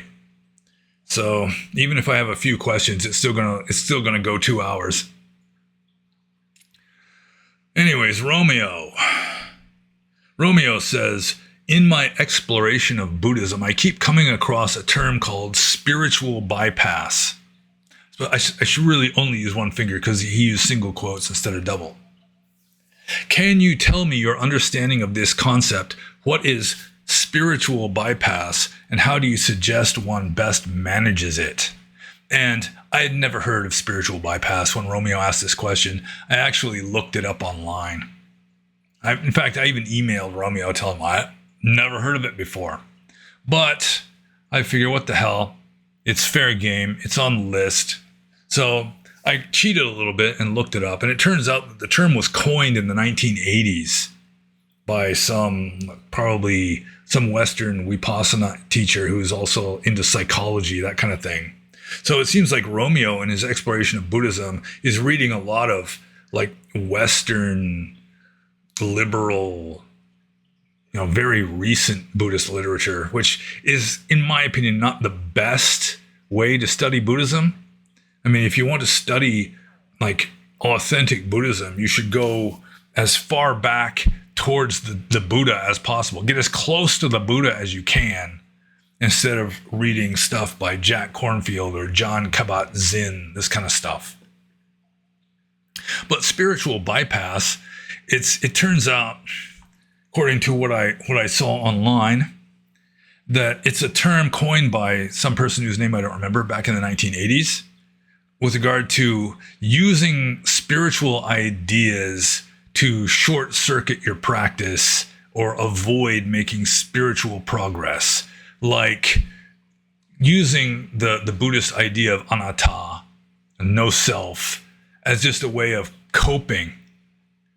It's just sort of a defense mechanism. It's like, well, it's like nobody really exists anyway, so this isn't really affecting anybody. Or you can adopt a more Hinduistic, it's all perfect. And so it causes you not to really deal with the issue or learn to deal with it any more than just laying this kind of a label onto it. I was like, one thing I was thinking of when I was looking this up and finding out what it is, it reminded me of like the Bhagavad Gita, for example. Let's see. I don't have the Bhagavad Gita on hand, but I do have the poem Brahma by Ralph Waldo Emerson. And the very first line of the poem Brahma, which is a nice poem, I really do like it. He says, this is God speaking. If the red slayer think he slays, or if the slain thinks he is slain, they know not well the subtle ways I keep and pass and turn again. And like a lot of the Bhagavad Gita, especially towards the beginning, is saying it's like you're not really killing anybody when you're killing enemies on the field of battle. It's like it's all God anyway, this kind of thing. And so just kind of slapping that label on without really like working out the issues that are deeper down is spiritual bypass. It's just my karma. It's just their karma. Justifying screwing somebody over or slaughtering a chicken. It's just their karma. And then you're not really dealing with the deeper issues involved. So that's my understanding of spiritual bypass that I learned shortly before doing this video, just because I was kind of curious myself. I was thinking spiritual bypass, it could be some kind of operation where they're, sort of like a coronary bypass, where they're like doing some sort of kundalini bypass, like fixing an obstructed chakra or something. But it's not that at all. Or another thought that I had of what spiritual bypass might mean is just sort of like having some guru like cleanse your karma for you, which is a thing in Hinduism where you can go to a guru and you offer them. There was one in South India, I think. You'd offer him cigarettes and he'd smoke the cigarettes, and we would somehow be burning off your karma by smoking the cigarettes. And according to Ram Dass, you might have like 4 lit cigarettes all going at the same time. Neem Karoli Baba up there used food. You'd offer food to him and he'd just like devour it, which was a way of burning off your karma in an Indian food-oriented sort of cultural way, I guess. It's not really Buddhism. You don't do that in Buddhism. I mean, your karma is your own. No teacher is going to be able to remove your karma from you just through blessing you or whatever. Go and sin no more. It doesn't work that way. I mean, the go and sin no more part, sure, but the like forgiving your sins so that you don't have them anymore is not a Buddhist concept, at least not in Theravada. It just doesn't work that way. So, let's see, Romeo says, can you tell me your understanding of this concept? And that's my understanding of it from what I had to separate this because there's 2 question marks. Please excuse me. I noticed there's 2 question marks, so then I have to separate it into 2 questions. So my understanding of this concept is essentially that you're just kind of using like Buddhist slogans as a way of not really dealing with the deeper issues. You just say it's just the karma, or it's all impermanent, or there's no self anyway, this kind of thing. And it's sort of rationalizing not dealing with the actual issue as a kind of cope. So that would be my understanding of it from my brief research shortly before doing this video.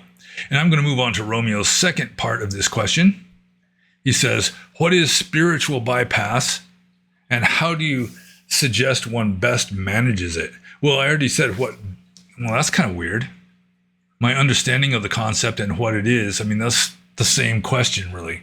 So let's just skip over the what is spiritual bypass, which I've already answered as best I am able, and get to how do you suggest one best manages it? And the best management of it is just mindfulness. That if you're being mindful and the situation arises, you are processing it at a very deep level simply by just being mindful of what's going on. You know, it's like the situation arises, you're just being mindful of the seeing and the hearing and the mental states going on in your mind, the actions that you're taking, and that is dealing with it just at a fundamental level. It's the best way of dealing with it. I mean, you don't want to be, once you get to the spiritual bypass level, it's all this conceptual stuff that really is not any kind of deep spiritual practice anymore anyway. So the panacea, the cure of all ills, including the ill of spiritual bypass, is just mindfulness.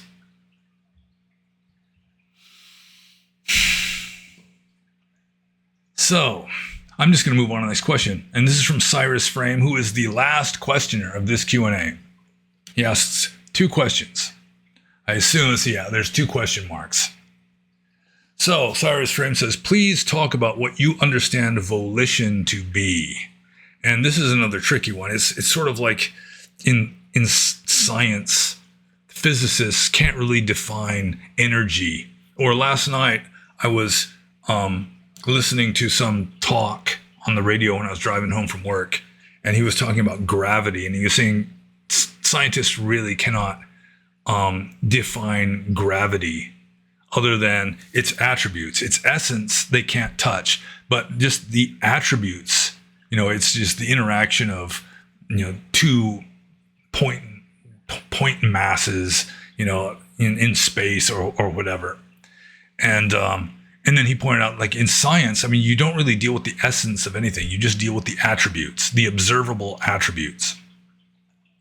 And you're kind of in a similar situation dealing with like fundamental mental qualities, consciousness itself especially. So I've already mentioned in a recent Q&A that volition is like the kinetic aspect of perception.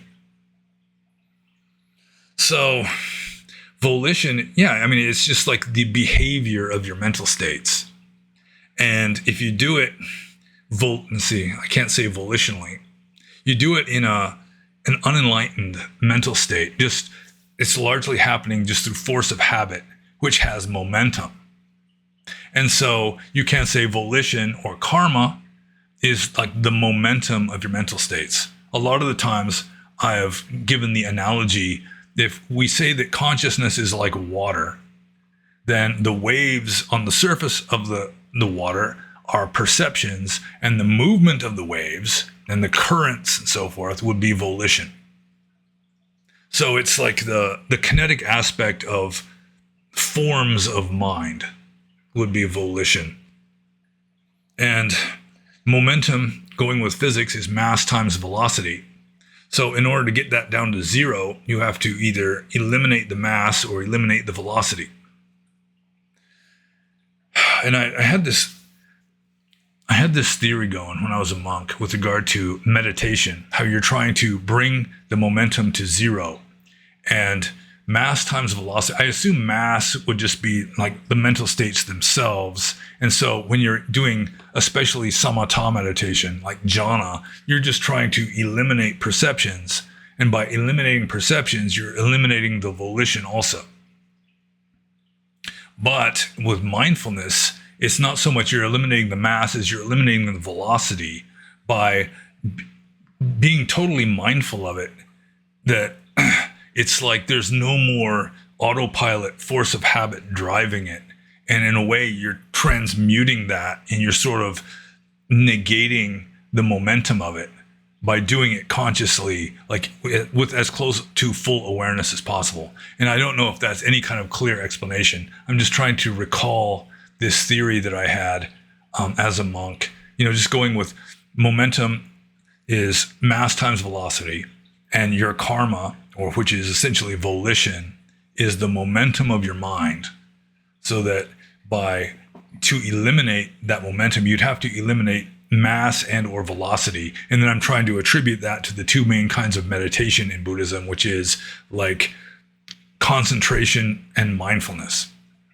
Concentration would eliminate the mass. Mindfulness would eliminate the velocity. Kind of a half-baked analogy there, I guess.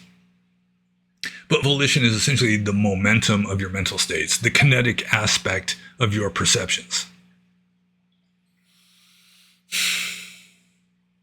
But it's very difficult to explain it very deeply. I mean, if you try to look in like a ancient commentary, it can be very frustrating because all they do is just mainly some of their definitions or explanations is just listing off synonyms. Anyone who's relied on the commentaries to any significant degree will realize just how frustrating trying to get a straight answer out of the commentaries can be sometimes, because like I say, they won't really explain anything. They'll just give lists of synonyms, just other words that mean the same thing.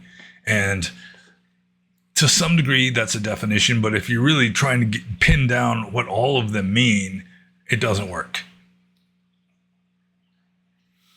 So I'm just going to move on to Cyrus Frame's next question, which is the last question of this Q&A.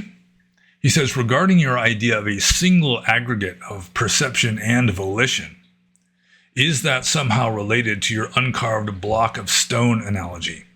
Well, I mean, since the uncarved block of stone analogy is my theory of everything, it explains all of samsara, then clearly the aggregate, the compound aggregate of perception volition would have to fit in there. You know, it has to be related to the uncarved block, because anything in samsara is related to the uncarved block. So you could say, I mean, the uncarved block has every possible statue within it, even moving statues. I mean, why couldn't you have like a running statue in virtual form in that uncarved block? I mean, the molecules would be different as the legs are moving, you know, because the molecules wouldn't be changing position. I guess there's that. But that's just a flaw in the analogy, because, I mean, consciousness is not the same as stone. Consciousness is not made up of molecules, unless you're an Abhidhamma scholar, but we don't need to go there. So you could say that the imaginary statues, the virtual statues inside that uncarved block of stone, like in each moment would correspond to perception, but the movement, the apparent movement of the statue would correspond to volition. That in a way, volition is what is holding the pattern together over time. You know, it's momentum. And holding patterns together over time is getting kind of philosophical for me.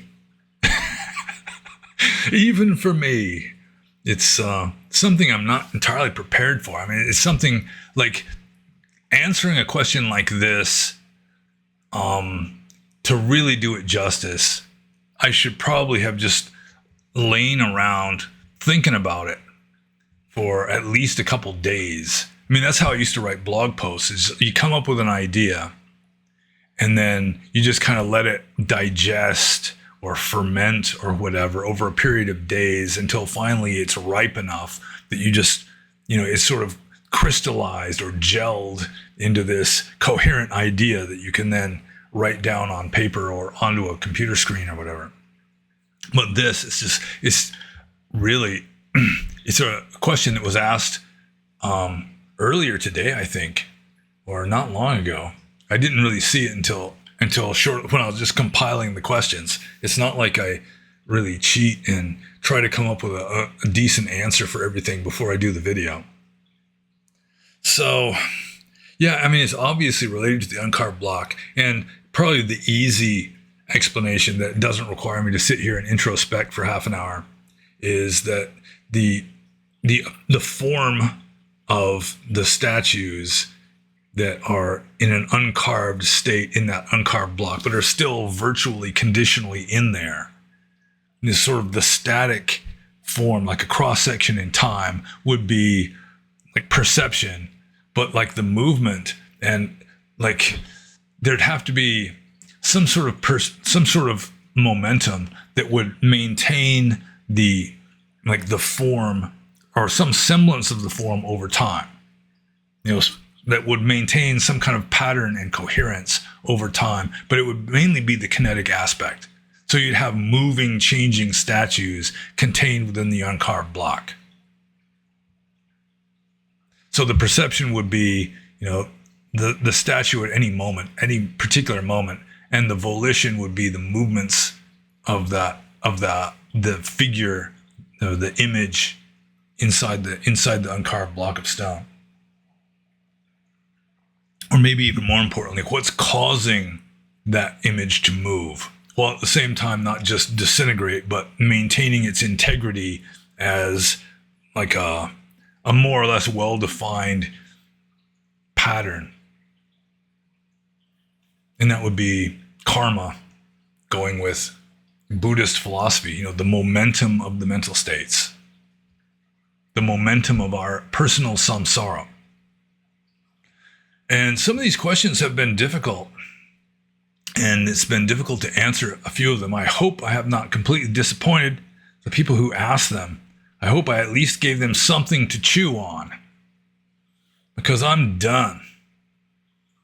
So, like I should always say at the beginning, and pretty much never do, if you have any questions you think I can answer, especially with regard to Buddhism, Dharma, archaic early Buddhism, technicalities of monastic discipline, I'm fairly authoritative with regard to that. I know a hell of a lot more about it than ChatGPT does. Just feel free to ask, and no more than 3 questions per person, please. And like and subscribe if you liked it and have not done so already. And please bear in mind, I should probably said this at the beginning, but I do have my 4th book is now on Amazon. It can be ordered there, and that will be down in the URL links if you're interested at all in strange autobiographical stories of a Western Buddhist monk living in Burma. And aside from that, all I got left to say is be happy. Have a nice rest of your day. If samsara is willing to grant you that. And I'm out of here now.